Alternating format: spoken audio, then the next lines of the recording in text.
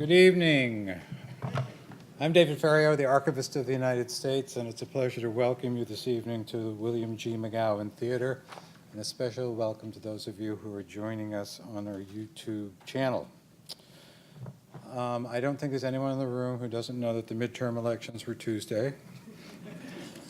And we now know, except in a few cases, those individuals whom the voters have chosen as stewards of our democracy for the next 2 years. This year's midterm election saw some hard-fought campaigns, especially for seats in the Senate, and records set for the amount of money spent on campaigns for both the House and the Senate. Our guest tonight will help us make sense of all this in a few moments in a program we've entitled Congressional Drama, Midterm Election Analysis. This is our 6th year in partnership with the U.S. Association of Former Members of Congress in presenting this program. I'd like to thank Barbara Kennelly, President of the Association, Dennis Cardoza, past President, and Pete Wickline, the Association's Executive Director. I think it's fitting that this program take place here at the National Archives, for we play an important record-keeping role for Congress. Our Center for Legislative Archives, located here in this building, holds the official records of the House of Representatives, the Senate, and legislative branch agencies and commissions. It's a total of about 500 million pages of records and more than 50 terabytes of data. Please note that we don't hold the personal papers of members of Congress, which are the property of each member. We have an active loan service sending House and Senate records back to Capitol Hill for use by congressional committees. We typically send more than 1 million pages a year back to the committees. We provide research assistance to a broad array of researchers interested in congressional records, and we produce educational materials and programs to advance public understanding of the history of Congress and representative government in America. Before we move on to our program, I'd like to tell you about 2 other programs coming up soon here in the McGowan Theater. Next Wednesday, November 12th at 7, we'll welcome Ivy Meeropol, granddaughter of Julius and Ethel Rosenberg, to present her film, Heir to an Execution, which is about the execution of her grandparents for espionage during the Cold War. After the screening, her father, Michael Meeropol, will join her to discuss the film and answer questions. This program is presented in conjunction with our exhibit, Making Their Mark, Stories Through Signatures, which runs through January upstairs in our O'Brien Gallery. The next day, Thursday, November 13th at 7, we'll present the 10th Annual McGowan Forum on Communications, and the topic this year is White House Press Secretaries. The press secretaries to President Ford, Reagan, Bush, Clinton, and Obama will be on hand to tell us what the job is like. And NPR's Michelle Martin will moderate the panel. This program is generously supported by the William G. McGowan Charitable Fund, Inc. If you want to know more about these and all of our programs and exhibitions, there's a monthly calendar of events, and there are sign-up sheets in the lobby where you can receive it in regular mail or email. And another way to get more involved in the National Archives is to become a member of the Foundation for the National Archives. The Foundation supports all of our education and outreach activities, and there are applications for membership in the lobby also. And a little-known secret that I keep telling everyone, no one has ever been turned down for membership in the Foundation for the National Archives. I'd now like to introduce Dennis Cardoza, past President of the U.S. Association of Former Members of Congress, who will introduce tonight's guests. Mr. Cardoza is a 6-term former Democratic member of the House from Michigan. He served on the House Armed Services Committee for 12 years and was chairman of the Investigations and Oversight Committee and ranking member on the Research and Development Subcommittee. He also chaired the House Oceanography, Great Lakes, and Outer Continental Shelf Subcommittee for 6 years and was on the Coast Guard Subcommittee. He also served on the former House Select Committee on Aging and its Health Subcommittee. Please welcome Dennis Cardoza.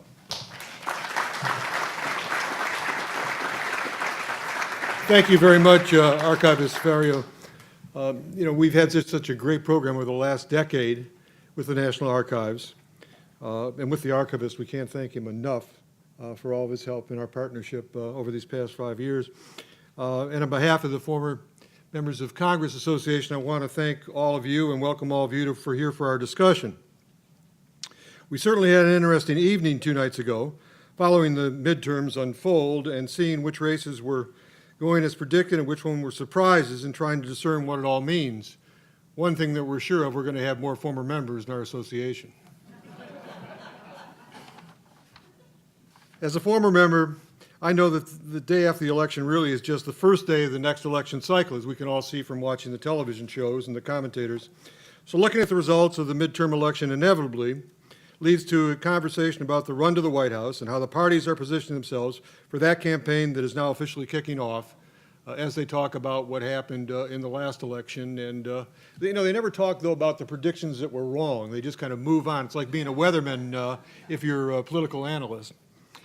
Who better than former members of Congress to give their insight into how this new Congress will work or will refuse to work with the President during his last 2 years in office, and what the mood of the electorate means for those who were just elected and for those who hope to be elected in 2016, and how many of the major issues that concern the voters on Tuesday, ranging from the state of the economy to the threat of ISIS, how those issues will be dealt with here in Washington. We have a very impressive panel for you tonight, and after an initial panel discussion, we will give you plenty of time to ask them directly about some of the things that I just mentioned that you're concerned about. And let's bring them out on the stage now, starting with our moderator. Lauren Duggan is Bloomfield Government's Director of Legislative Analysis and contributes to BGov's Congress Tracker, which he helped develop. He was editor of Congressional Quarterly's House Action Reports, providing summaries and analysis of legislation. And he also contributed to CQ's legislative tracking services and product development during his decade there. Thank you, Lauren, and thank you for chairing our panel this evening.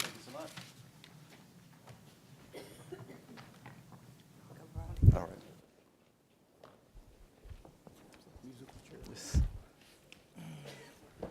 Well, thank you to everyone for coming tonight, and thank you to our hosts, the National Archives and the Association of Former Members of Congress.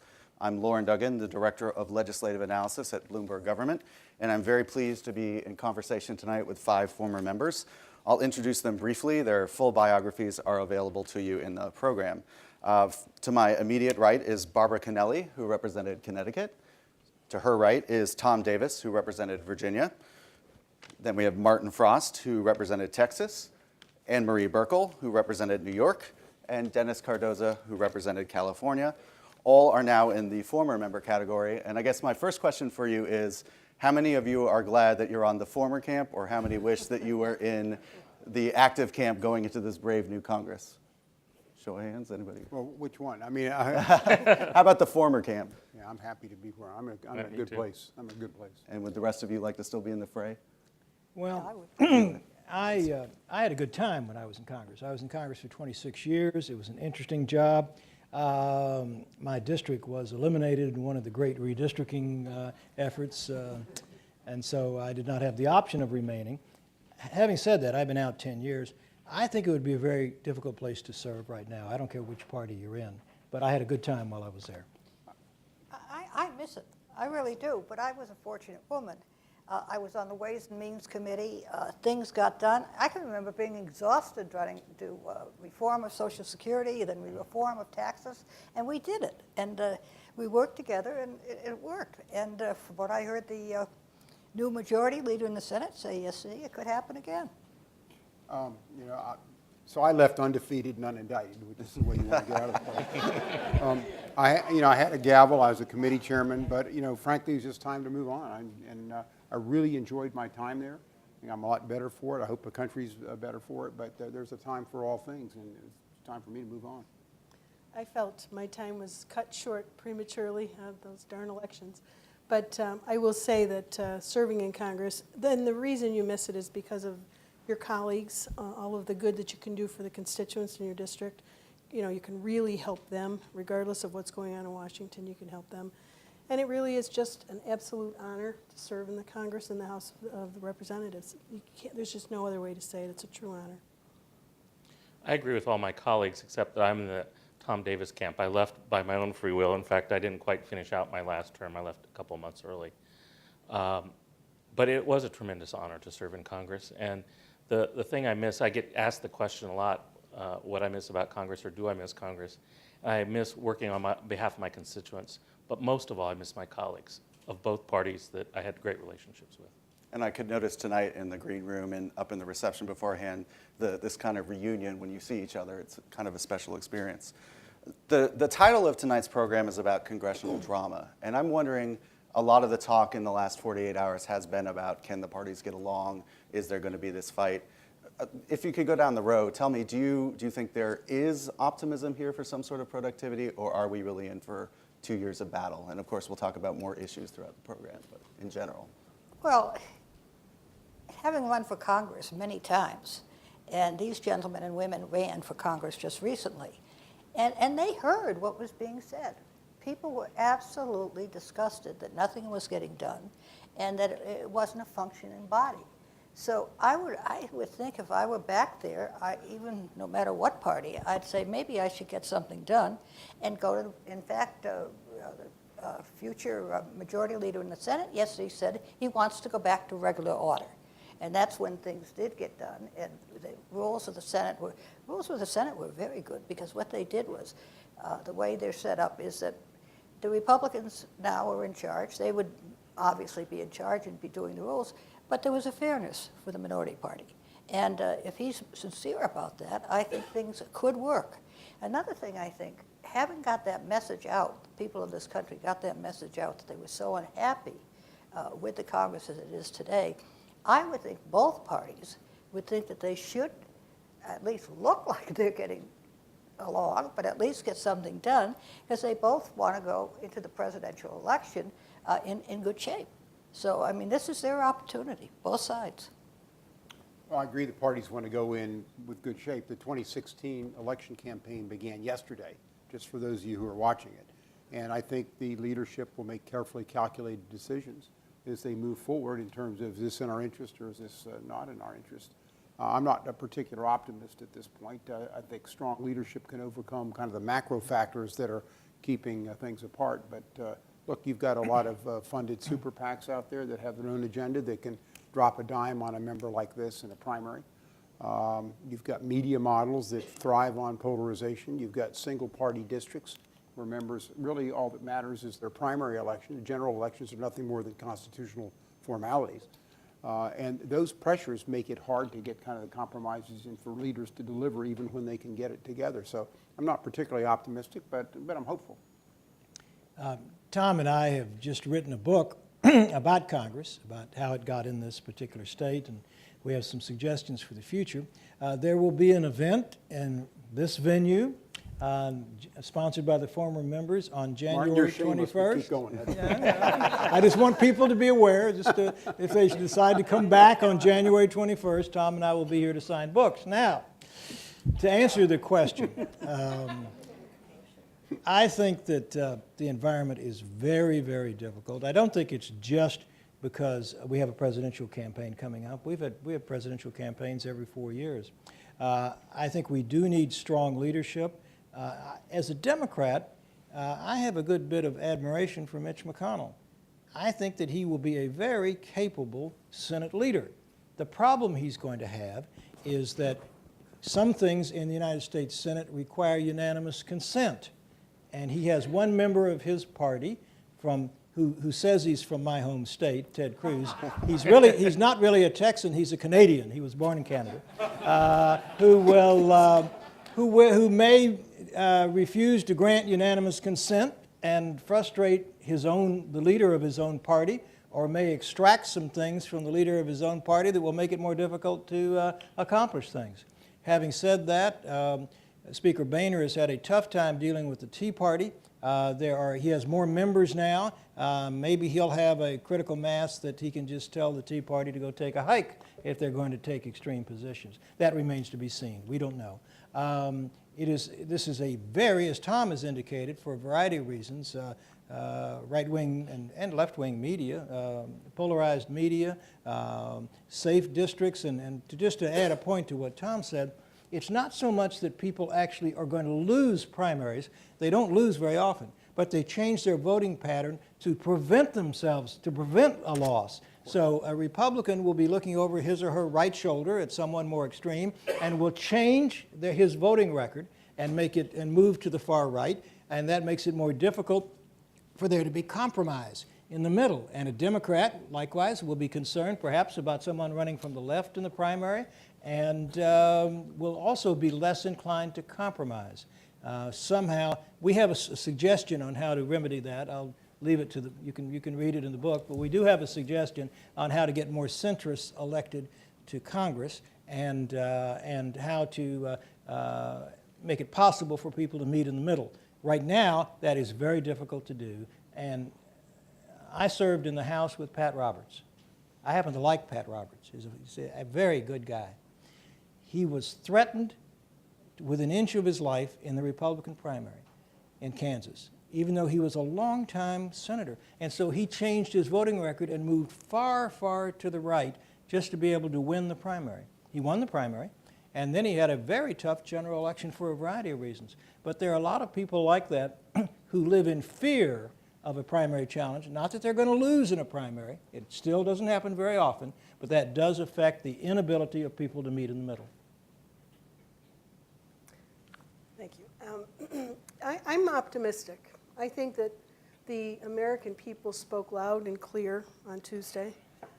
The state governor's races, I think, were a real clear indication of what people are looking for in addition to the House and the Senate. I think American people are concerned about the economy. Maybe on paper things look better, but they sure don't feel it. The data is not consistent with the way American people feel, with their salaries, with their incomes, with their opportunity, and with their kids getting jobs as they graduate from college. And so that was a real palpable issue in this election. And so if the House and the Senate work with the president, they can pass the Keystone Pipeline. That's got bipartisan support. That's jobs, that's energy. That's a great way to start off. They can reduce the corporate tax rate in this country, get rid of some of the loopholes. We have the highest corporate tax rate in the world. They can reform the tax code. There are things they can do where there's bipartisan agreement. They can look at the Affordable Care Act, the medical device, the tax on small medical devices, bipartisan support to repeal that piece of it. Look to where there was bipartisan support before they couldn't get anything through the Senate, and work with the Senate to work on those pieces. If they can just jumpstart this economy, if people can begin to feel optimistic about their lives and their kids' lives and the opportunities that their kids can have, I think we will see a better feeling in Washington and a better feeling out in the United States of America. I think right now on a whole lot of levels, but I think primarily with the economy and jobs, there's sort of just a depressed feeling like, my goodness, this economy is just chugging along. Growth, post-World War II, growth was 3.3% every year. Now we've been averaging about 2%. When President Obama first took office, it was negative.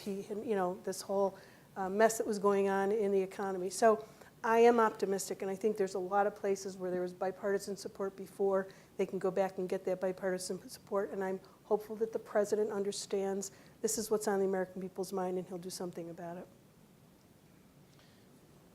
I'm thinking about that as a young person. I've been watching politics for over 50 years now. And in fact, something most of the folks in this audience wouldn't know, except for Martin, is I was his intern in 1979, 35 years ago. My first term. His first term. I got sworn in standing next to him in his last term of Congress. And when you start looking at the perspective, last night I sat back and I thought about the election in the following terms. First of all, this was a total repudiation of the president.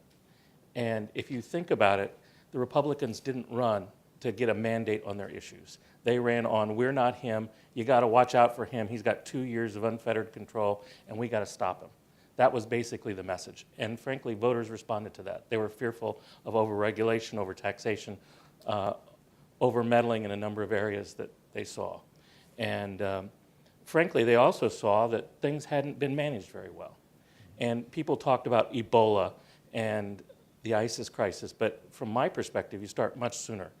When Mr. Obama got elected, my district was in the heart, just the middle of a crisis on foreclosures. We were the first area in the country to really experience massive foreclosures. Millions of people, millions of Americans lost their homes, and none of the government programs worked. And the economy and the slowness of the economy coming back has really been sort of a product of some of those economic policies that just never really got on track. Now, we're doing better. But even if you go back to the early days, Mr. Obama did not blame the recession on Mr. Bush. He said, I'm going to take responsibility for it. The other night, or a few weeks before the election, he said, this election is a referendum about me. Yesterday, his press conference really didn't say the same thing. I'll just leave you with one last thought. I talked to a member of Congress of my party, the Democrats, a few days ago, and he told me the following. The only people that are more angry than the House Republicans at Mr. Obama are House Democrats. Well, piggybacking off that, the relationship between President Obama and the Congress is going to be key to getting anything done. What is your impression of his ability to reach not just across the aisle, but even to members of his own party? Because even privately, when I talk to sitting members, they kind of have qualms about him not reaching out enough. Can he be a forward-looking person like that and make those kind of relationships work in the next 2 years? And why don't we start with you? Well, I think my last comment really personifies it. He's not reached out. He's not, I go back to Martin's comment that Mitch McConnell can be a gracious and effective compromiser.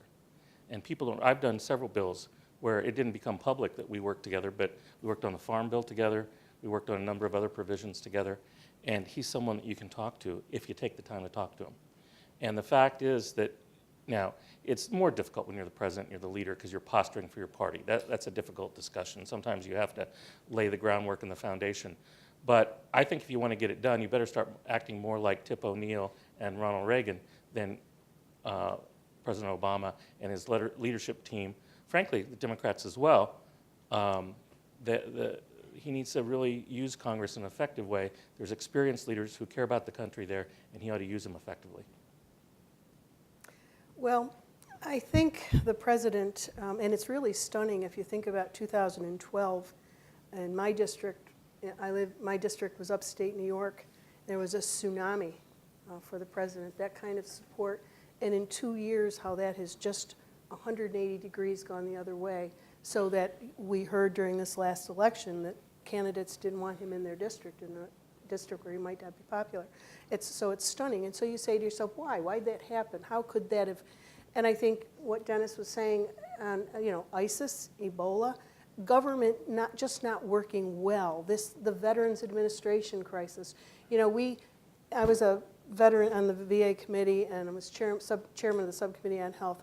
Whatever the VA wanted, we funded them. It was bipartisan. It was just to get the job done for our veterans. And that didn't work. So the American people, and I will say, they are not embracing Republicans, because Republicans, as Dennis said, didn't really have a platform this time. It was just, we're not Obama, and we can make things better. And hopefully they can. But so the Republicans have a steep hill to climb, and they've got a heavy burden here if they're going to have any luck in 2016. But the president, I think he's been detached. He hasn't, when two Americans are beheaded, that's something where the president's got to have his head in the game. And I think that was kind of the American people are just, geez, we don't know what to do, but let's change and try something else. You can't tell what's going to happen in the next 2 years. It is possible that President Obama will decide that he does want to have a legacy and that he will engage actively with the Republicans to try and pass some things. I think that's certainly possible, because presidents are all concerned about how they will be treated by history. I served with 5 presidents, starting with Carter and with Reagan, Bush Sr., then Clinton, and then George W. Bush. Of those 5 presidents, the 2, and a lot of the people in this room served with all those presidents, or some of them, the 2 best presidents in dealing with Congress, one Republican, Ronald Reagan, and one Democrat, Bill Clinton. The presidents can work with Congress, and it's not just the province of one party. I would hope the president is actively engaged. There are 2 issues that are of real consequence that will require presidential leadership. One is immigration. Now, the president has started off on the wrong foot by holding a red flag in front of Mitch McConnell, who correctly pointed out that he's waved a red flag in front of the bull, by saying that he will, if they don't act and get on with it quickly, he will do things administratively. He may well wind up doing that. I don't think he needed to lead with that. I think he could have said, I want to work with Congress, let's figure this out. Everybody knows what the ultimate solution is on solving immigration. It's been offered for years. The problem is that if any Republican member suggests that he or she might be considering voting for a compromise on immigration, the right-wing talk radio yells, amnesty, and the Republican member withdraws from the field of battle. This requires presidential leadership. We could take a lot of the people who are here in the country illegally, give them legal status, not citizenship right away, or perhaps even ultimately, but legal status. Certainly let their kids who were grown up here, who were brought here as infants, let them go to our schools. Maybe require they serve in the military, maybe not, but we can provide status for a lot of people who are currently in the shadows. And we can quibble about whether we send them to the back of the line and whether they can ever apply for citizenship, but there is a solution to this problem, and both parties understand that. And it will require a significant amount of leadership to make that happen. I often tell people that I was there in '86, the last time we passed immigration reform, and I tell people that immigration reform makes Social Security reform look like a walk in the park. It is the meanest, toughest issue Congress ever has to deal with because it's an emotional issue. The other issue is tax reform. Now, this is not going to be easy because while there are a lot of people in the business community that would like the corporate rate to come down from a maximum of 35 to 25, in order to do that, you have to eliminate a lot of current provisions in the code. And every current provision in the code has a friend, has a champion. I happen to represent a number of independent oil and gas producers, and their position is, they're not the major companies, their position is that they need some of the tax provisions so they can go out and attract the capital to drill wells. The president wants to take all their preferences away from them. The Republicans so far have said they want to preserve those, so can you have compromise on that? I don't know the answer to that. If you roll in individual taxes, also bring the top individual rate down from 39.6% down to 28 or somewhere in that neighborhood, then you have to get rid of a lot more tax provisions. Do you go after the home mortgage deduction? Do you go after the charitable deduction? This is hard and it's heavy lifting and it will require an enormous amount of effort, and I'm not sure even if the president is fully engaged and if the Republican leadership is fully engaged that they can pass tax reform. It took last time when we reformed taxes, it took 4 years. My state was at that time, had a number of Democrats and a number of Republicans. Tax reform passed overwhelmingly, but a majority of the Texas delegation, both Democrats and Republicans, voted no because of its treatment of real estate. And in fact, it led to the savings and loan debacle in my state. So don't think this is easy, even if you have people of goodwill who try. They will try very hard, but I wouldn't bet very much on comprehensive tax reform being done in this Congress, even if the president decides he wants that to be a legacy issue. I think the president is tremendously capable, articulate, charismatic, but frankly, making small talk with members is just outside of his comfort zone. I've seen this time and time again. It's just not who he is, so I just don't see that happening. He's certainly capable of it. He can be charming. I just think it's outside his comfort zone. Well, I agree with Martin that he's got to think of his legacy. Every president thinks of his legacy. He's got 2 years, and so he should work at it. But the other thing that I think he has to be very, very careful of is the use of the veto.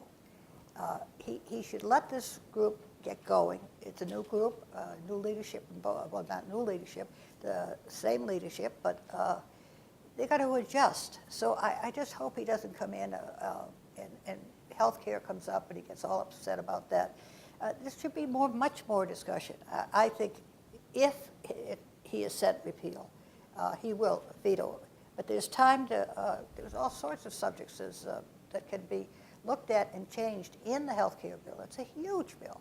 And to repeal it, it took us 15 years ago, we did health care, or we didn't do health care. Hillary Clinton tried to do health care and she couldn't get it done. But we took a vote on it then and it didn't happen. It took 15 years to do health care again. So I just hope that they can work that out, because this country needs a health care bill. The price of health care is going terribly high.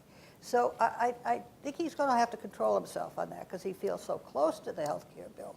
And it really is his greatest accomplishment. But to get back to the tax reform, Ed Martin's very, very right that it's a big job, and it takes a lot of work. But I would hope that the president, we had the treasurer of the country working right with us, Reagan's treasurer, working right with us during that tax reform. Tip O'Neill was totally involved in it when we were doing tax reform. As Martin says, it's a huge job, but I think it's something that could be done and could help the economy of this country. But the president, you say that he's not exactly the social butterfly with the Congress, but at least have people going every day, if we do tax reform, going there every day and trying to work it out, rather than say it's this way or the highway. He just can't do that, or things won't get done, and we'll have the same kind of nothing getting done, and then who knows. This country can't afford it with the economy we have right now. We've got to move forward. I'm glad Mitch said that we're going to have regular order. I think we've got to look at the things in the lame duck session. You know, people say nothing is going to get done in the lame duck session. This is a time to clear the tables of some of the things that are around, should be done, and then start fresh in the new Congress. Everybody has to make an effort, and I'll tell you who has to make an effort. The president's people, so many of them, just think that he's perfect and everything he says is right. You've got to have some people representing you that understand the issue and also are willing to compromise. And his administration people haven't been as forward on that as they should be. In '86, Ronald Reagan, and I didn't agree with Reagan on a lot of things, Reagan had very competent staff who were actively engaged in tax reform. I mean, Marty was on Ways and Means then. They engaged in this issue. They helped work it through. This doesn't just happen. And it remains to be seen if the president has the kind of people who can work this issue. I just simply don't know the answer to that. It is really a heavy lift. It's a heavy lift, but just like with the Affordable Care Act, rather than looking at it in its entirety, I think you've got to do it incrementally. And we saw with the Affordable Care Act, taking that approach, they just didn't have a handle on so many pieces of it, unintended consequences, the results, the rollout, all of the, you can keep your doctor, you can keep your health care plan, all of those things that really didn't happen. So I think it's smarter and certainly more prudent to take it just incrementally and look at what's first, what's the first thing we need to take care of, and then move on. Because then it gets to the point where it is just too big of a task. When it comes to I that, disagree with that. On tax reform, people wanted to vote once. They wanted to vote for a package and to not have to vote again on that issue. And I think if you're going to have tax reform, you've got to have a bipartisan package. People walk in, vote on it, and leave. They don't want to do it incrementally. They don't want to read it either. They just want to vote yes.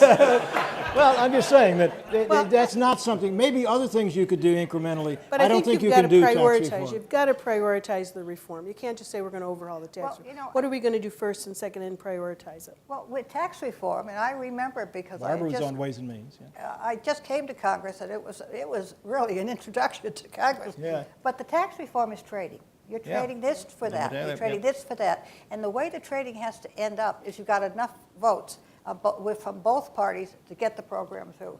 And Martin is so right. By the time we had a full tax reform, just vote on it and let's not talk about it again. And you know what? It worked.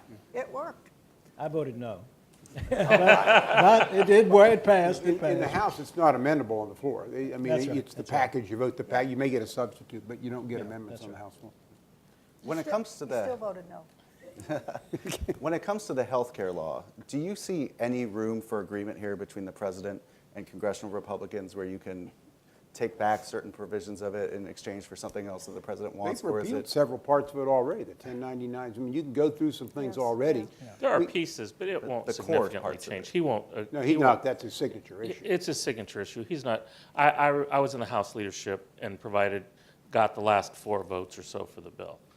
And when I look back, we tried to get things changed in the bill before we agreed to vote on it. Now, there were some problems with, we were doing it through a reconciliation process. The Republicans weren't cooperating. So, and frankly, I think they're as culpable about the deficiencies in the bill as the Democrats are. But the reality of it is that he wasn't willing to compromise a lot at that time at the end. He had gotten locked in around his core concepts, and I don't think he's going to waver from those core concepts even now. Let me make one thing. I wasn't fortunate. I was out of the House at the time. I certainly would have voted against it. But one of the problems with the bill is it was the bill that passed was never intended to be a law. It was intended to be a bill and get it off the Senate floor. That's right. You had the Cornhusker kickback, the Gatorade, the Louisiana Purchase, all these special provisions. Nobody obviously read the thing. They voted it on Christmas Eve to get out of town. That's okay. We voted for a lot of stuff like that. I don't fault anybody for that. The problem is when Scott Brown won in Massachusetts, they lost their 60th vote and they couldn't They even couldn't get it take to it back to the conference. Senate. And so that got thrown in our face every time we tried to make a change. There, Republicans wouldn't even give you technical corrections to it, right? They just that's said, live that's with it, exactly live with right. it, live with it. And the Blue Dogs that I was a part of, who are almost an extinct species these days after last night, we did our level best to make changes that we saw. Many of the deficiencies that are being talked about now are things that we mentioned then. And we were getting pilloried from the right, from the Republicans saying, because they didn't want a bill. And we were getting pilloried from the left because they didn't like the changes that we were trying to make the bill better. So because they had to take the Senate version as was, which was not intended to be a law, it was intended to be a bill, and they tried to change, but it had a lot of deficiencies, a lot of things didn't connect. There was a lot of problems with the bill. There have been some creative interpretations, and I think what the dilemma was, if we don't go with this, we're going to have to start all over again. Well, we're try never to going to fix get it. anything. We're going to fail for a second time. It'd be Yeah, 15 years to get back. Yeah, to and so square that one. was the calculus, but that's why the bill has so many deficiencies. What But you I have to, think- what you have to, excuse me, just one moment. What you have to keep your eye on right now, too, is that while the Republicans won the Senate and will have 54 votes, they don't have 60. And the reconciliation process, which requires only a majority rather than 60 votes, is not used very often. So assuming that a lot of these things are attempted through regular order, and McConnell says he wants to do regular order, the Republicans are going to have some Democratic votes to pass the Senate. And if the president were to veto legislation, then the Republicans would have to have 67 votes to override a veto. And that's hard to do, quite frankly. So there is reason, if you really want to achieve something, there is reason to compromise. That's right. There is reason, because you've got to get to 60, and you've got to then have 67. I was a part... But if you want to make a point, you don't need that. No, but if you want to legislate. Now, I took a lot of grief.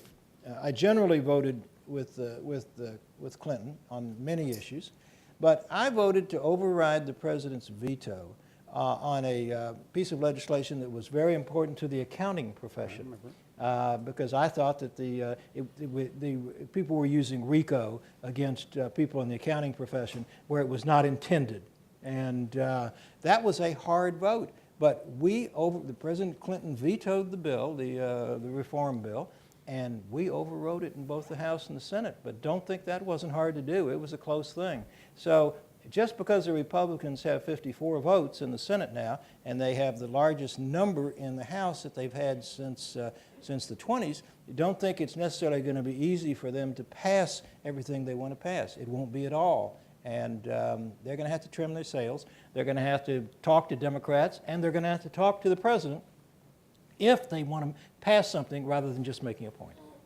I do want to say, though, about the Affordable Care Act and the issue, whether or not it's the president's legacy and it's his signature bill, and whether the House Democrats and Senate don't love it or hate it, Republicans, the American people don't like it. The people do not like this health care reform in its current state.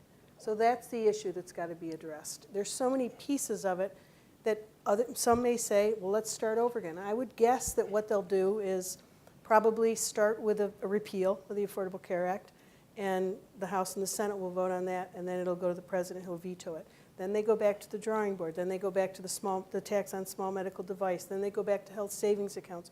They go back to all of the things that the American people have been complaining about that they've lost or that it's deteriorated since this law was passed, and they begin to make changes that way. But the true matter here, and as elected officials, the American people aren't happy with this healthcare reform in its current state. The public. The hospitals aren't, the physicians aren't, the healthcare professionals aren't. There's no tort reform in it, which is, you know, the crux and one of the leading drivers of the cost of healthcare. So I think we got to be realistic in doing what the American people want. The American people, however, Many people, I'm going to do it, Martin. I think many people have signed up for it. We have found some very good things in the bill. And if you go to the veto and it can't get overridden, I think, I promise you, if we don't let this go through with improvements, absolutely with improvements, you will not see health care reform done for another 15 years, and that would be really a shame. The American people does like the fact that we ended the exclusion for pre-existing conditions. I mean, somebody who, you had a family member who had cancer and they couldn't be insured. I have a very, very conservative cousin, conservative Republican cousin in Dallas, Texas, whose wife came down with breast cancer. She survived. He was a small businessman, and they could not get insurance except at an exorbitant price. And my cousin, my conservative Republican cousin, said, Martin, why can't you do something about this? Why, you know, we want to get insurance. We don't want to have to pay an enormous amount just to get health insurance. And you also had people whose adult children under the age of 26 didn't have jobs and they were out of college and needed insurance. There were some very good provisions. We're not going to change those basic provisions. Well, and I don't think we have to change those provisions. They're good provisions, although New York State already had pre-existing conditions. You couldn't deny for pre-existing conditions. You sure as hell could in Texas. Yeah. Well, but so if there are good pieces, we've identified good pieces, why can't you keep them? Why can't you, you know? I was going to make the point that the American people didn't like the previous way healthcare was being administered either. And there was a clamoring. There was 70% of America wanted a healthcare bill. The problem is they didn't agree on what kind of healthcare bill they agreed on as well. You know, when you look at the numbers of people who don't like the current healthcare bill, about 30% wanted single payer. And so they wanted They were to the left. They were to the left. You had another 35, 40% that didn't want what we got, and then you got, you know, some folks that are happy because they've gotten some things in this bill that make the situation better. I will tell you that in retrospect, if I still had to cast the last 4 votes or round up the last 4 votes, I'd do it again. But I would advocate and try and build partnerships to fix it. And it was just a travesty that we couldn't do it right the first time, and we couldn't take more time and legislate.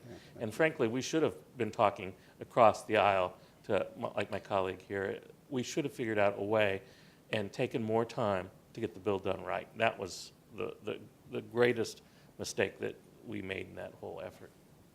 I'd be interested to poll people just in terms of premiums and whose premiums have gone up and who haven't. And, you know, it's interesting to dialogue with the American people about their experience with it, because there are good pieces about it. And we do need health care reform, but as Dennis said, I think... Well, Emery, premium's going to go up whatever you do.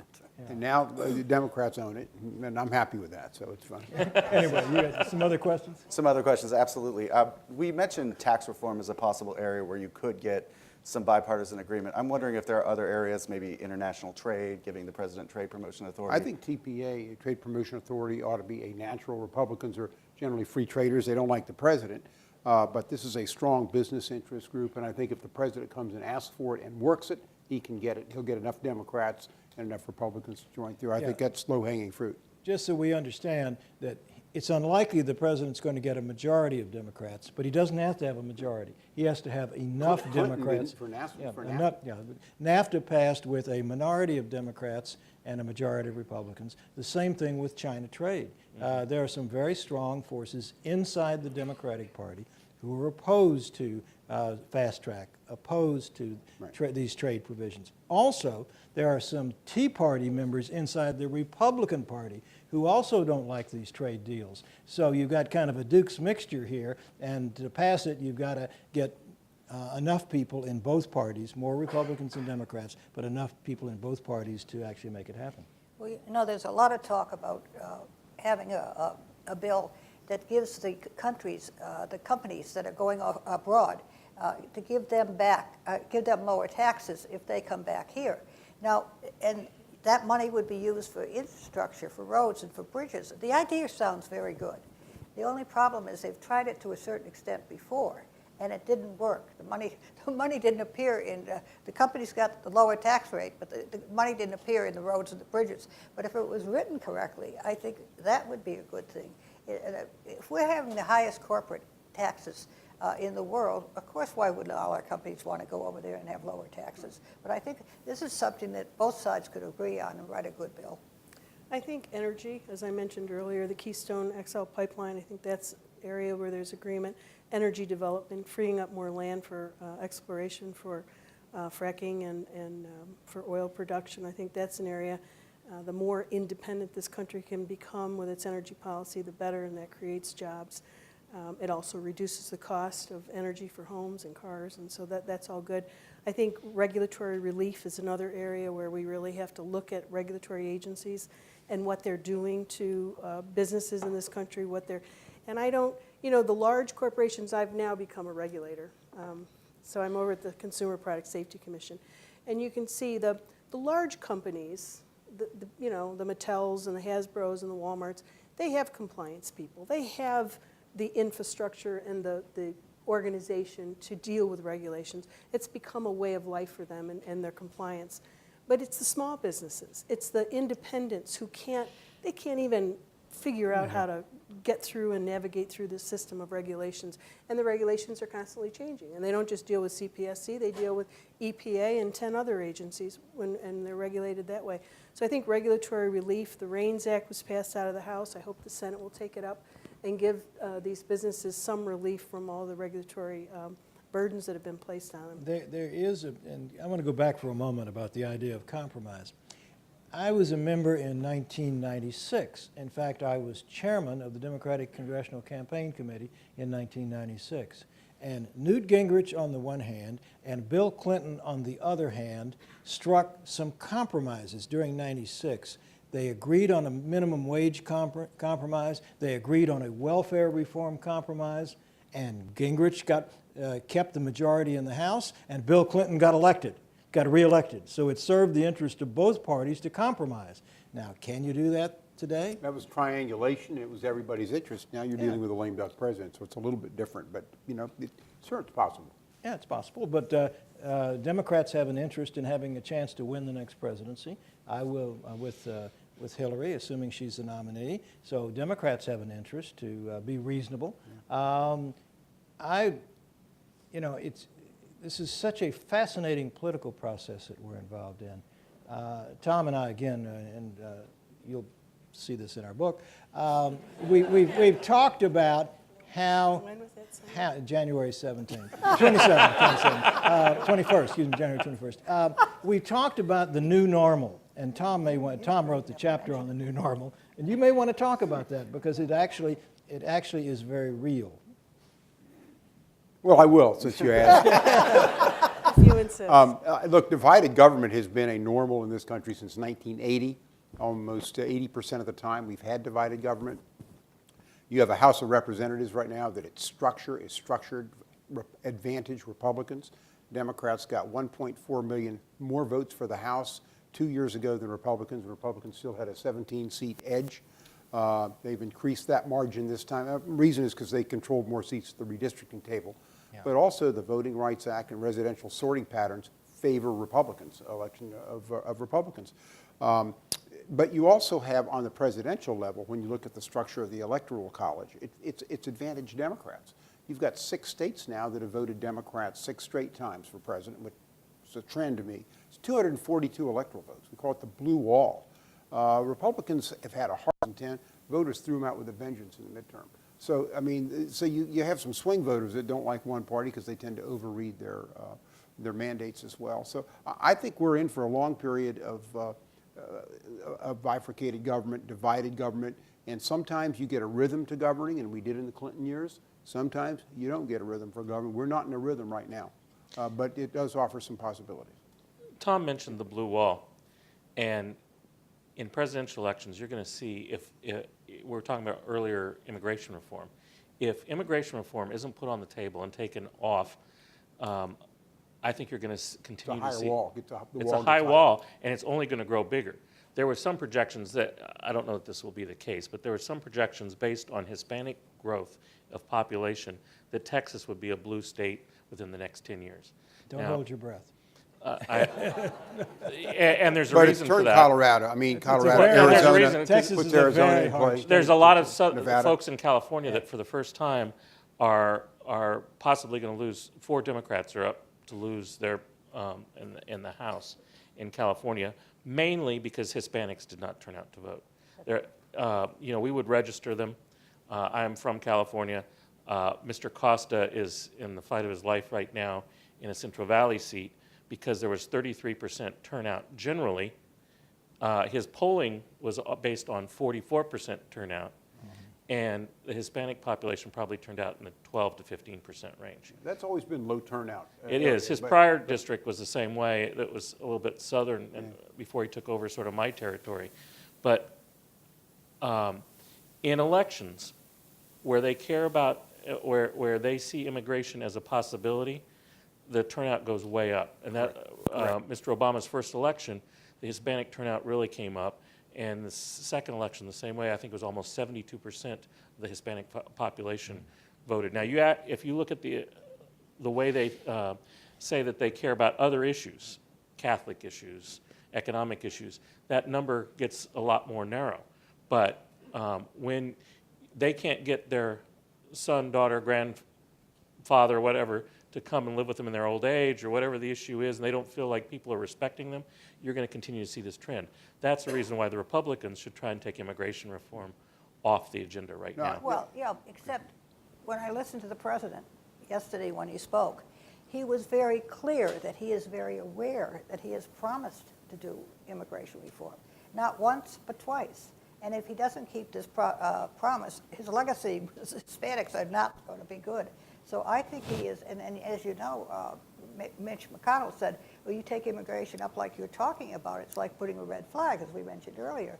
But I think the president is going to go forward with immigration reform no matter what. Well, I just think it's really cynical to do this after the election, where people don't have a shot at it, and you do it afterwards. I don't know why they didn't do it the first 2 years when you had the majority in both houses, and 60 votes in the Senate, we could have gone away with it. But I agree with Dennis, if the Republicans don't get this monkey off their back, they're losing the largest growing segment of the electorate, and not just Hispanics. Frankly, Romney pulled worse among Asians than he did Hispanics last time. This is affecting, I think, a lot of groups in terms of their attitude. You need to be a welcoming party to be able to win. I mean, wouldn't you rather join a church that's welcoming in converts or a church that's chasing out heretics? You'd rather be the former. And a party comes off as a non-welcoming party when these issues get to the fore. They're better off, I think, resolving it and moving on. We're going to move to audience questions in another minute or two, but one of the things Mitch McConnell was talking about yesterday after the victory was making Congress, or at least the Senate that he'll be in charge of, work 5 days a week and have votes on Fridays and probably Mondays and the weekend if it's necessary. Do you think that the culture of Congress itself needs to change? More open rules in the House, more deliberative process in the Senate? Would that help the political process at all? I'm going to start with that, if I may. Every speaker since Newt Gingrich, Pelosi, Hastert, the current Speaker Boehner, they've all said we want to go back to regular order, and none of them have done it. And the reason they haven't done it, because they want to be able to write legislation in the Speaker's office. They want to be able to get things done a certain way. Mitch McConnell has a different situation in the Senate, and maybe he'll be able to have some semblance of regular order in the Senate where they actually do take up amendments, they do vote on things. It's very hard for the House to go back to a more open procedure. I was on the Rules Committee my entire time in Congress. There were times when the Democratic leadership came to the Rules Committee and said, we don't want all these embarrassing votes. We want to close this down. And the Republicans did the same thing. So don't count on the House of Representatives becoming a pure democracy anytime soon. Well, look, the problem is when you open the process up, it gets abused by the minority in the Senate and the House, no matter which party is sitting there. It's messy. Yeah, that's the reality. So you close it up so you can move product, so you can move a legislative product. But if you really want to make things work, bring back earmarks. Earmarks give Tom and I members agree skin on in the that. game. I'm serious. Doesn't totally cost agree. a penny. You bring it back, members have skin in the game, you give people a reason to vote for things. Right now, the easy vote is no. Ask how many appropriation bills have been passed since they did away with them. Everything is an omnibus now or a continuing resolution. It's a travesty. Earmarks don't have to cost anything. You set a ceiling on what you're going to spend. Somebody earmarks it. Somebody somewhere decides what projects get funded. The executive branch. Yeah, the executive branch or some local Face the official gives it to bureaucrat. his contributors.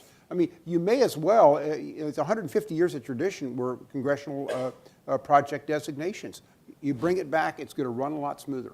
But when you bring it back, if you do, members should have to put their name on earmarks in a committee Well, report. the last two cycles we had that. Wherever you want it, Make it transparent. and they have to be only for their state or for their district. A federal government or a state government agency or a city government agency. But if municipality. somebody within the, no, not just, it can be a defense project in their district. Well, sure, My college classmate, whom I did not know in college at the University of Missouri, Duke Cunningham, went to jail because he was earmarking things that had nothing to do with his district in California.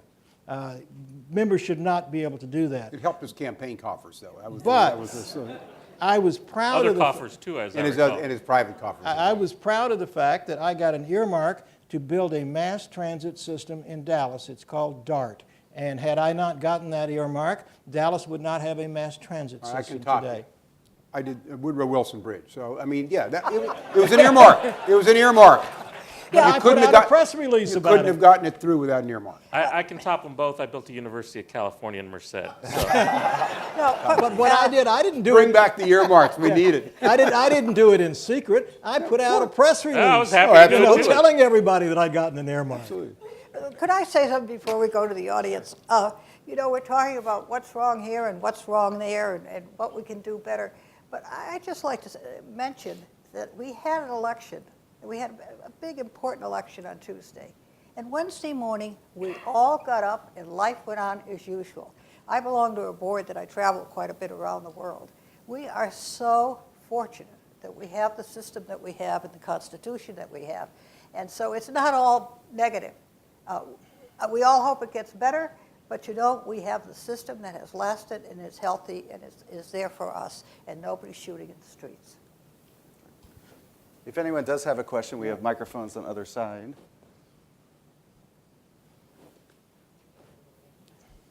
Use the microphones, please. Could I ask those who are former members to at least identify themselves Yeah, as thanks. former members so the audience knows that we're being asked a question by one of our former colleagues? Sir.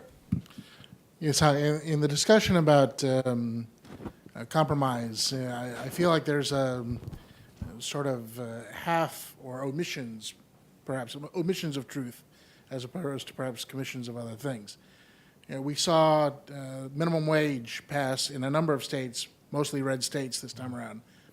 I don't see anyone talking about a compromise on raising the minimum wage from the new leadership in Congress. If we're going to do fracking and building Keystone, does that also mean that we're going to also try to address the real science of climate change? If we're going to promote trade, which, as has been pointed out, deeply affects the folks on Main Street who were very unhappy about the lack of employment and the lack of a strong minimum wage, where does that fit into this equation? And finally, as it relates to affordable health care and immigration, if those are the two issues that are the legacies for the president, immigration hasn't happened, affordable health care has. You know, what reasonable expectation is there from Republicans who have made it very evident from the time the legislation passed that their intent is to repeal it, if not in whole, then bit by bit? So what compromise are we really talking about, and how much of this is just spin the day after the election? Well, I think a lot of it's been, I think I said that at the outset. I'm not really optimistic, but I'm just saying the minimum wage. I've voted against every minimum wage that comes up. I frankly think the marketplace is better at setting wages than I voted for than it. the government. Well, it's a job killer, and the CBO says it. But we can have that argument. But I did vote for it once when we put a package together with some tax cuts for small businesses, because it's an unfunded mandate on small businesses telling them what they have to pay the players. And if you give them the money to pay for it through some tax, that seemed to us a little fair. And so that's the kind of compromise you can get. It's not been offered yet, but that's how you get it. A lot of us just thoroughly don't think government's really good at telling businesses what they ought to pay people, how they ought to pay them.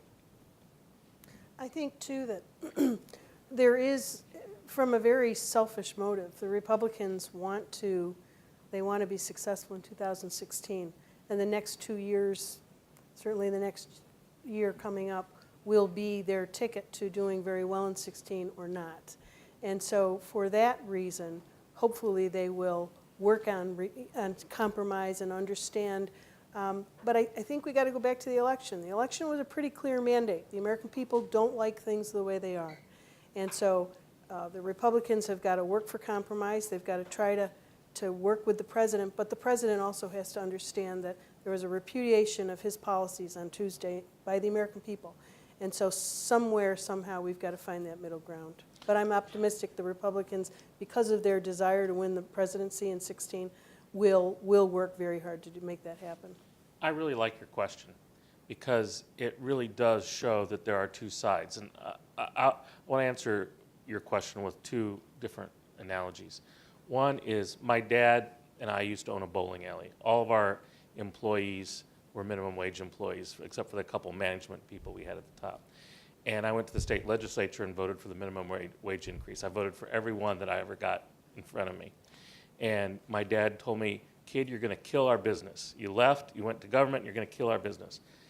And he didn't talk to me for about 6 weeks. That was the best year profit-wise that our company ever made. Because who comes to bowling alleys but people who make minimum wages? And they had a little extra money in their pocket and they could go out on Saturday night and do something. The reality is that some people, CBO may score it that way, Tom, but I'll tell you, you guys used to get mad when we would say that CBO scored tax increases incorrectly too. The reality is that there are both sides to these arguments. And the problem is that we're not having a thoughtful debate where we can sit and talk like we're sitting and talking tonight and coming to the agreement that Tom mentioned, where if you think that there's going to be a bad onus on business for passing a minimum wage increase, you fix that as part of the legislative outcome. That's what we have to get back to, this discussion and a dialogue on trying to figure out what makes America better. And conversely, in my own party, you know, I voted for the climate change stuff because I think it's a real problem. I was the solar champion of the year. But when I look at the Department of Interior and some of the things they're doing on the resources side of things that are putting greater constraints, endangered species stuff, causing California not to be able to move the water from the mountains like they've done for the last 50 years. And we've got the vast Central Valley that provides the food and fiber for this country is starving for water, not to mention LA that doesn't even realize how bad their situation is yet. And there is a drought out there, but the worst problem is the man-made drought where we can't use the resources that we've built over the last half century the way they were designed. And our party is causing that problem. And so I think we have to have an honest discussion of what the problems are and what's good for America. And when we get back to those kinds of discussions, we'll have a better outcome and people will feel better about the elections. The Tea Party Club that helped me get elected is already giving me grief because I'm not spending enough time communicating with them about what they want me to do. It's an ideology that is hurting the Republican Party, but even worse, it's hurting America. But you know, we talk about the Tea Party to the right, but the left has the same. I totally agree with you, by the way. Yeah, I mean, this is and what we've seen in this country, and Tom mentioned it earlier, has to do with redistricting. There's very blue districts, there's very red districts. Redistricting has really made, my seat was one of the very few in this country that was a swing seat. And so there's a ton of money dumped into those kinds of races because they can move it. That seat has gone from Republican to Democrat to Republican to Democrat, and this time it's back to Republican. The only difference between the far left and the far right is the Democrats believe in government, so they try and make it work. And the far right don't believe in government and try and muck up the process so it doesn't. And that is one of the differentiations between those two. But what the American people are seeing, though, is yes, they believe in government, but government isn't working. Oh, I don't disagree with that. Can you think of if we're talking about having a single-payer system in this country, how has this country and CDC handled Ebola? How have they handled the Veterans Administration? How have they handled ISIS? So the American people are saying, even progressives, you got to take a step back and say, my goodness, I believe that government should be able to do it, but what's happening now is it's not doing it. Well, and so then you're really in a quandary. I mean, one of the problems is how people receive their information today. In the old days, we had, you had Walter Cronkite or you had Huntley Brinkley, and this stuff was filtered. You may not like what they said, but it was, the facts were really pretty universal. Nowadays, everybody's got their own set of facts. The internet, where most people get their information, the crap to content ratio coming over the internet with absolutely no filters on this is incredible. In favor of a trade issue, and that is a trade promotive, and so U.S. government can advance TPP more aggressively, and Congress can pass the TPA maybe at the beginning of the next year.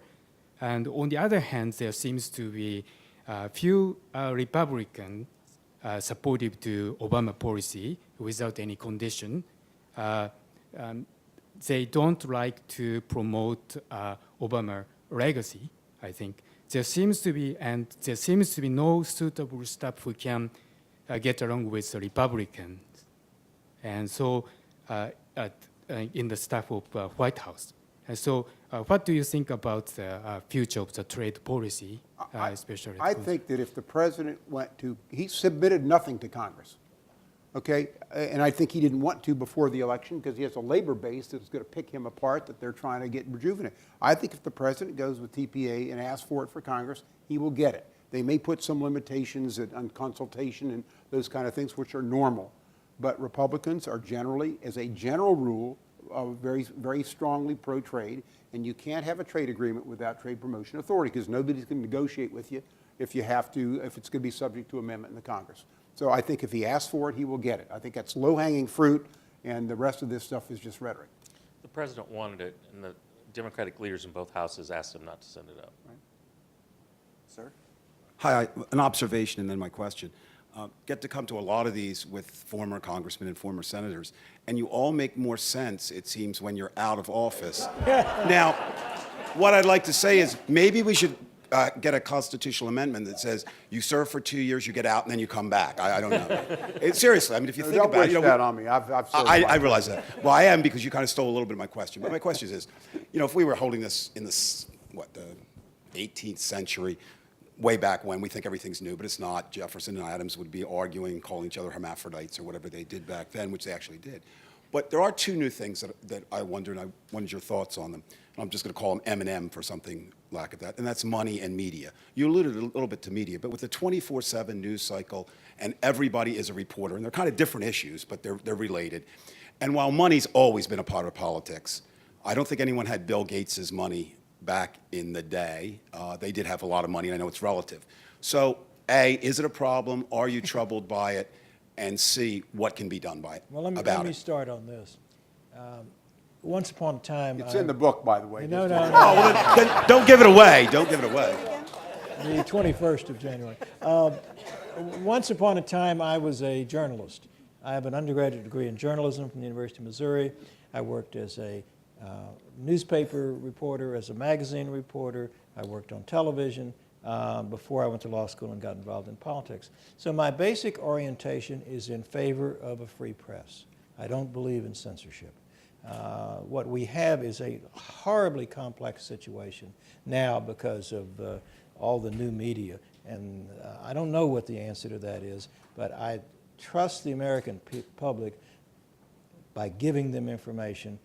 Those of us who don't like the information that has been disseminated are going to have to work hard to make sure our part of the story is told. Now, on the money issue, the United States Supreme Court, going back to when there was a Democratic majority on the court, has basically taken the position that spending money is a free speech issue, that you can't put restraints on the ability of an individual to spend his own money either for his own candidacy or now on corporations to spend whatever they want to spend, labor unions to spend whatever they want to, or wealthy individuals. The only way you could change that is to amend the U.S. Constitution, which is very hard to do. When I talk to high school and middle school students, I often point out the irony that we were a country founded by revolutionaries who established a very conservative form of government. They made it hard to change things. It's hard to amend the Constitution. It's hard to pass laws. Got to go through the House, got to go to the Senate, go to a conference committee, come back, be voted on again, go to the president can veto, 2/3 to override the veto. It is damn hard to get anything done in this country. Every once in a while, we kind of break through that, and we get some things done.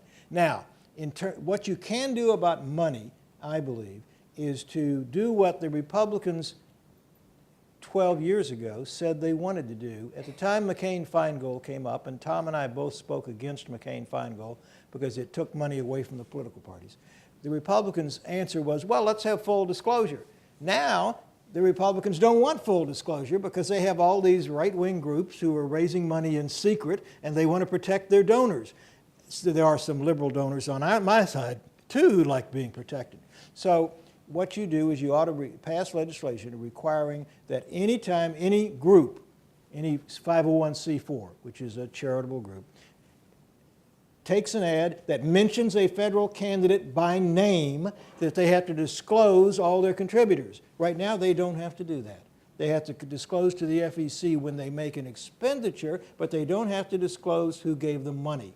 And we ought to let the sun shine here. We ought to, if the only thing we can do to change the money situation is to have an abundance of disclosure and transparency. We cannot override the Supreme Court to put limits, to reimpose limits on what people can spend. That's not going to happen, barring some sort of major scandal in this country. But we can at least make the system more transparent. I think you will see a move in this Congress to have a constitutional amendment that a corporation is not a person. Now, whether it can pass or not, I don't know. It's a long line to get that passed. But I think that should be aired so the American people can understand what's happening in the Supreme Court's decisions. I think it's totally ironic that the only people that can't raise and spend unlimited amount of money are the candidates themselves to defend themselves. Candidates and parties. It's one of the reasons I decided to leave Congress, because when someone could come in and say things about me that I couldn't defend myself against, my reputation, my family taught me as a very young child that your reputation is one of the most important things, and you need to protect it at all points. And I would bet that big folks came in and spent a lot of money in your campaign where you got defeated. I know it happened to Martin, where people came in, spent huge, vast sums, said things about you that were totally untrue, and you didn't have the resources and the capability to fight back. That is not American democracy. The irony is, if you're a wealthy individual running for office, you can spend an That's unlimited right. amount. If you want to put $10 million of your own money into your own race, you can do that. But you can't. But there is a limit on what other individuals can give directly to your campaign committee. $2,600 for the primary, $2,600 to the general. However, a wealthy individual can write $1 million check to some PAC that's going to spend money against you, and then you can't raise the money, enough money, to be able to answer that. The system has gone crazy. The system has gone bonkers, and I don't know.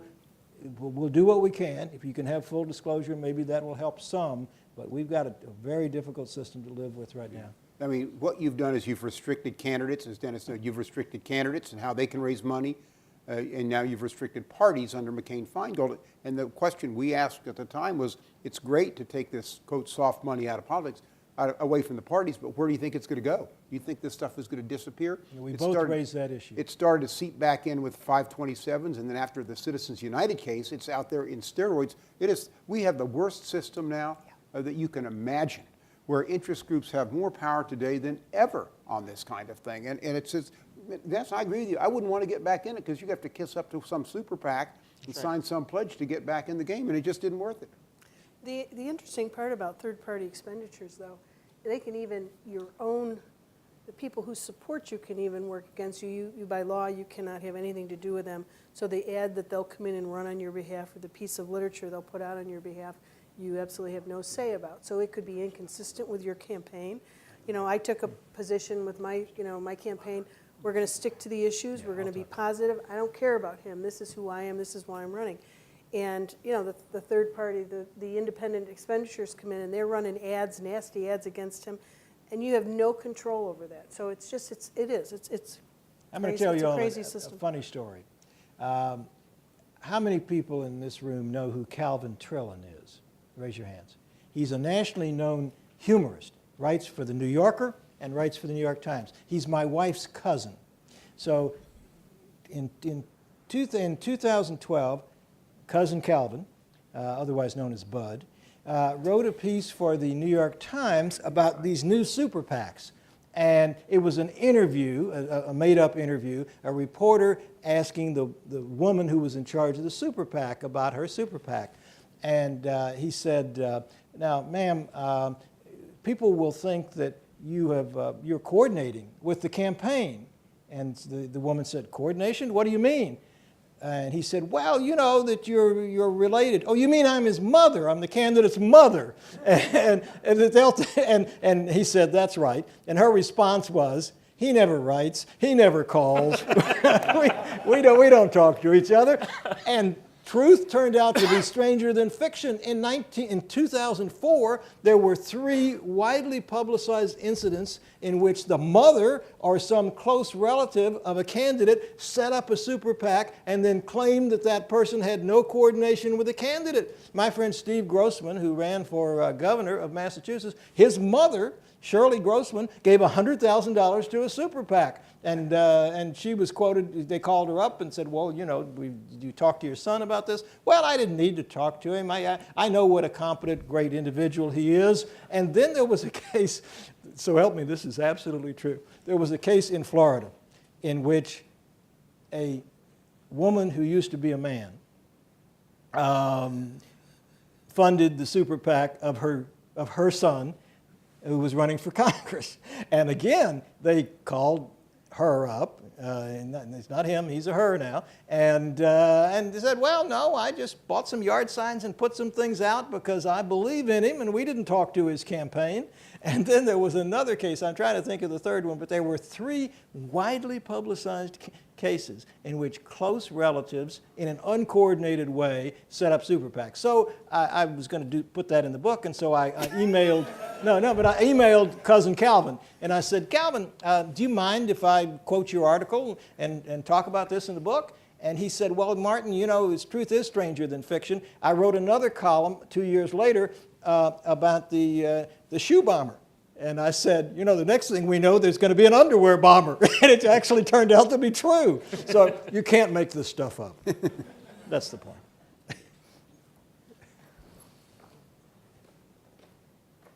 Thank you very much for assembling yourselves here. I really appreciate the 50-year look that you had about what's been going on all this time. It comes to me that when I ran for county office in California many years ago, I had people who were asking me about long-term things that were going on, that were happening in California. And I really appreciated their, you know, 7th generation perspective.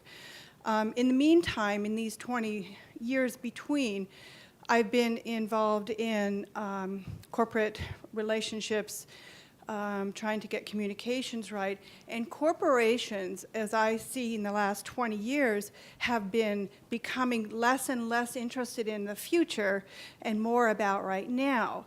And what I'm asking this body of people is, if you look back on 50 years, do you have a sense of accomplishment that we have thought about the future? That we have really embraced what's going to happen in our country if we don't think long term? Well, you get Sarbanes-Oxley. You have requirements now on quarterly reports. And if your quarterly report is bad, your stock goes down, you get a shareholders derivative suit. Again, it's the unintended consequences sometimes of government getting in, trying to do the right thing like they did on campaign finance reform, and just having these other things kick in that nobody thought about, or the market acts in a different manner. And I think that's one of the problems here. I was general counsel for a public corporation. You live by the quarterly reports at this point, and you put money away from the future, you're subject to all kinds of other issues. Hostile takeovers. But Tom, that's not her question, though. Her question is, are there things that government is doing? She used that as an example, but are there things that government is doing now or in the future or in the immediate past to plan for the next 50 years? Some agencies are, but let me just say, I mean, the long term to a president is 4 years. The long term to a member of Congress is 2 years. That's how long the terms go, and so we tend to be pretty short-sighted But you have a lot of agencies out there doing some long-term But planning. ironically, when you look at defense spending or something like that, you don't gear up defense spending. You don't put a new platform in the market or on the battlefield in 4 years. You got to be planning for Yeah, 15 years out. And you're exactly right that we're not spending enough time. About the only people that are thinking about long-term planning are local public transportation agencies, and it's mandated in law that they have a P-STIP that goes out 10 years. But in answer, Well, The bureaucracy. in answer to your question, there have been examples, not in the last few years, but there have been examples within our lifetimes, our political lifetimes, where Congress has thought, and the public, our government has thought far out in the future. And those were things that were done on a bipartisan basis. Lyndon Johnson could never have passed the Civil Rights Act of '64 if he didn't have Everett McKinley Dirksen, a Republican, delivering Republican votes to break a Southern filibuster against civil rights. That was done on a bipartisan basis. Dwight Eisenhower, in a very clever way, built our national highway system by calling it the National Defense Highway System so that we can move our troops and our weapons around our country if we were ever attacked. That was done on a bipartisan basis. So we do think ahead, and there have been more recent examples. I represented the city of Dallas, which is now an overwhelmingly Democratic city, but when I was first elected, it used to be a Republican city.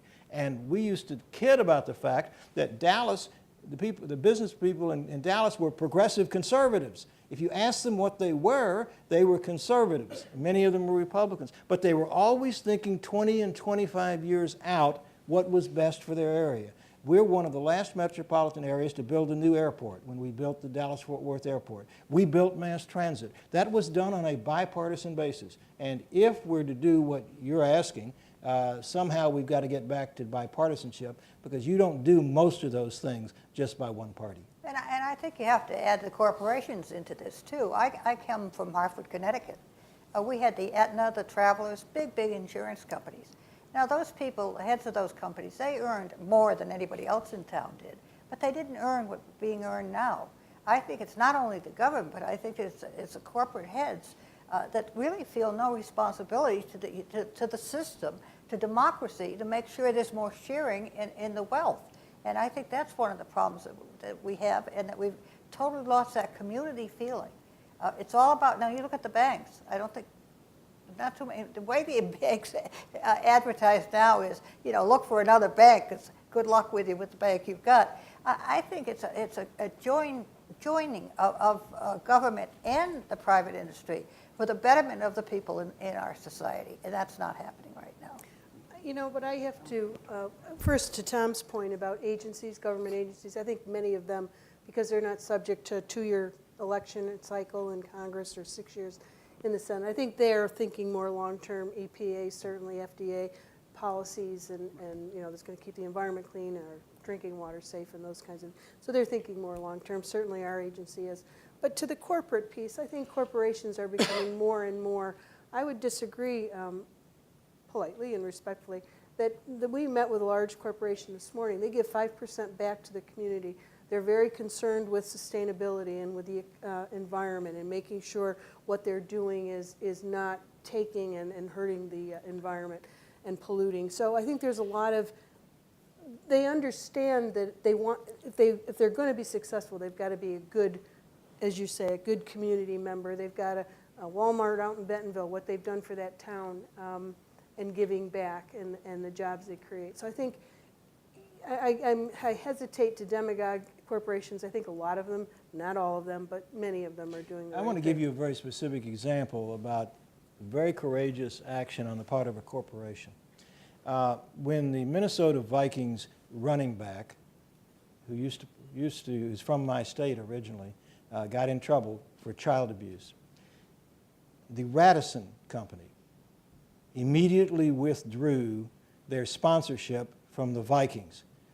There is a woman who runs Radisson Hotels. Her name is Marilyn Carlson Nelson. She's a Republican. She serves on a board that I chair, the National Endowment for Democracy.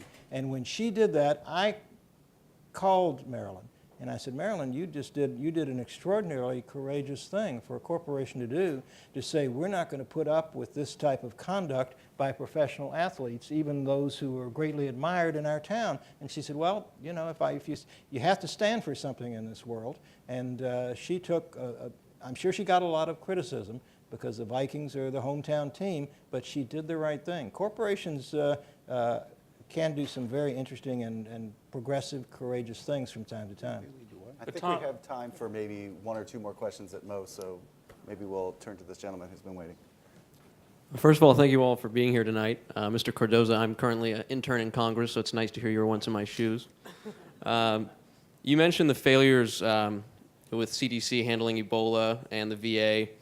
I was actually just at work yesterday, had to read up on the legislation passed in July in both houses and signed by Obama in early August that increased funding for the VA and provided several attachments that basically increased oversight on the VA. But overall, what it was an increase in spending on the VA. My question is, you also mentioned how, you know, the difference between the far left and the far right being one at least supports strong government, the other more or less benefits from it failing. So yeah, I guess my question is, do you think that non-Tea Party Republicans have identified the fact that there is a flaw in that ideology when, how do I put this? When, you know, when you, sorry, I wrote this down. It seems like the response to government failure has always been increased spending. And I'm personally tired of seeing the government fail. And I want to know if you think that non-Tea Party Republicans can see the ideology flaw and address it and perhaps actually try to compromise, you know, rather than this Tea Party sort of mindset of let's just sit here and try to make this failure happen. Because I think the Republicans could benefit from identifying this far-right mindset as flawed. And, yeah. Sorry, I know that was very wordy, but... Well, I'd like to address the oversight. I think, you know, traditionally, oversight was the people in Congress making sure that the various departments are doing what they're supposed to be doing.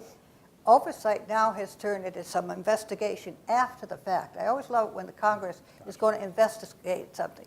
They're going to investigate something that we've heard all about, such as the veteran situation and how bad that was working. And oversight is really making sure that the departments and the cabinet members that have been appointed by the president are doing their jobs. You don't want to wait to hear after the fact that there's things such as in the VA that weren't happening. So I just hope this Congress comes and doesn't want to investigate something that's passed and starts investigating why some of our departments are not carrying out what they're supposed to be doing. To your question, I do want to say, I don't think that conservatives want to see government fail. Excuse me. It's just that their solution to problems are different. They think that we should trust more in the American people rather than government. It isn't wanting to see one succeed or one fail. I think it's more of a, it's your philosophy. And so when you've got a progressive, their answer to a problem, well-intentioned, let's let the government do it. And conservatives, and you're talking about Tea Party Republicans, their answer is no.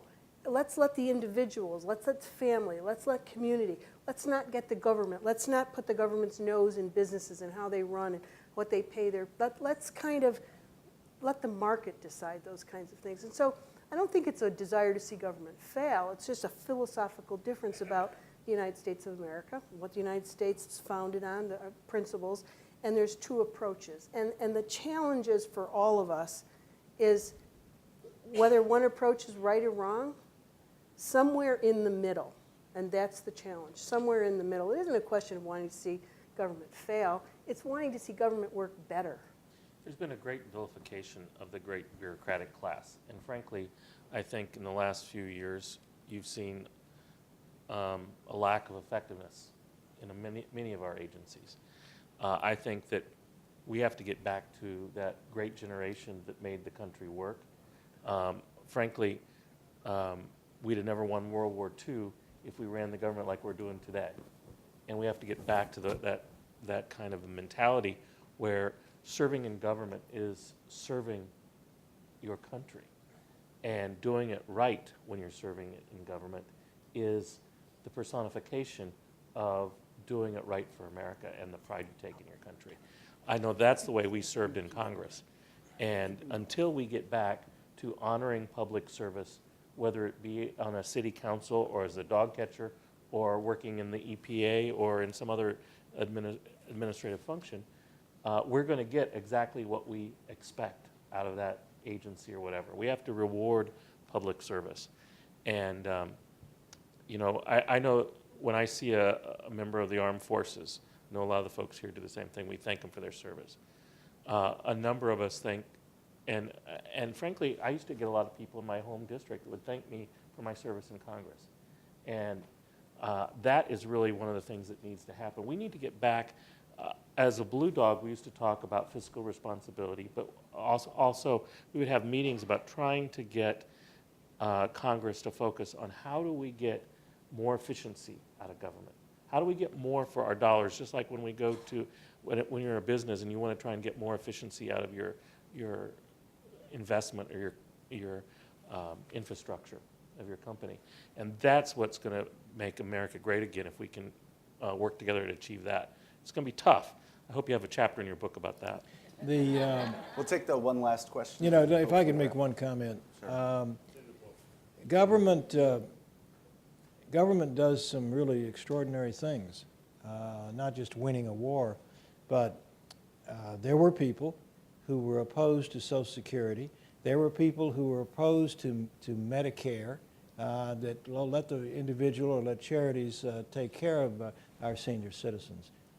Now, no one would really, of any consequence in this country, would want to see us repeal Social Security or repeal Medicare, although there was great resistance from some people when those pieces of legislation were passed, that this is not something government should be doing. So there is a role for government, and there's a very significant constructive role for government. You can't leave everything to the private sector. You can't leave everything to individuals. There's legitimate criticism of the government overreaching from time to time, but government does play a very constructive role in our society. The problem, and I just want one quick comment, the problem with like Social Security and Medicare is that yes, they are good programs and they start out with good programs, but what the government doesn't often do is go back and look at programs, and they've got, Social Security and Medicare have some real financial issues now, and if we want to keep those systems solvent and There's working, no argument about that. we have to address that, and the problem is, But as soon as you bring that up though, But there then were people say, who were opposed to the establishment of those programs because they didn't want government doing it. One more question. Hi, thank you. I understand, I believe it's true that there was a very low turnout. It's hard to hear. Could you get close to the mic? Yeah, I understand. I believe it's true that there was a very low turnout nationally in the midterm elections. And we've been talking about the mandate against Barack Obama. With this low turnout, do you think the mandate is against this man and his presidency, his policies, or the mess in Washington and the bureaucracy and the condition in Washington? Well, let me take a stab. I mean, I think it's against all of Washington, but I think he bears the brunt of being the president.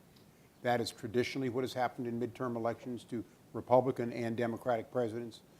We could go through the history of this thing. This midterm wasn't different than a lot of other midterms where the president's party loses seats, and you just have a lot of that. There's a 6-year itch. Democrats elected on his coattails with wind at their back now had wind at their faces. They faced re-election. So the Senate seats in an abnormal number of losses. But this is, in many ways, a typical midterm. This is a cycle that has been repeated in American history for 150 years. And also, the sad part of it is, the main ones that didn't show up were the young people. I can remember when President Obama first ran for president, I said to somebody, my son is for Obama. They said everybody's son is for Obama. Now they're looking for jobs. Yeah, no, but now they did not come out. It's already, they're getting the figures, and young people did not come out at this election. They voted with their feet. And if you, when Bill Clinton only lost 5 seats in the House in his third midterm. He gained 5 seats. He gained 5 seats, that's right. I was chairman of the committee. You sure were. Sorry for the insult. Yeah. I apologize. But the point was, the country was operating, his popularity was 63%, and people thought he was doing a good job running the country. If you do a good job, you can overturn those numbers. And what happened in this election, what happened 4 years ago when we lost the House of Representatives, where people voted with their feet. They didn't feel like that we had kept the promise that we had to them. And they weren't happy with the direction. And so there's two ways of voting in America. You can either vote no, or you can not vote. Also, Dennis, there's been a lot of commentary about this, and it happens to be true. An off-year election, the electorate is older and whiter. Now, that used to be when seniors were voting for Democrats, that was okay. But Democrats have now lost seniors, and they have they're not doing well in the white community. They got 30, but the exit polls, Democrats got 39% of the white vote in this election this week. They've got to do better than that. But the deck is stacked somewhat against Democrats right now in off-year elections. Now, I hope we can change that. But the turnout dynamics are that young people don't vote as much in midterm elections. Minorities don't vote as much in midterm elections as they do in presidential elections. And it's pretty damn hard. Tom's right that the pattern has held over the years. Yeah, 2006 was a pretty good off year for you. Yeah. But that was unusual. That was because you had a very unpopular president. A president whose ratings were way down, somewhat comparable to the ratings of this current president. Yeah, I think the parallels are pretty close. Yeah. But I will say, despite, and you can rationalize a little bit, voter turnout was low, it's going to be incumbent upon this Republican House and this Senate to listen to the American people and to be out there and to break down some of these barriers and to, the African American community is upset with the Obama administration. They're struggling. Their rates of unemployment are high. So there's just this frustration among the American people. And I hope, that the Republicans are listening and the president is listening so that the American people can get some of their concerns addressed. I don't think we can just say low turnout was the result, was what this election was about. I think the American people were speaking loud and clear. Well, they didn't vote for the Republicans because of who they were. They voted for the Republicans because of who they were not. And I think there's no mandate there, but that was a check on. Well, thank you, everyone, for joining us. Thanks to our panelists. And thanks to our audience. Thank you. Thank you.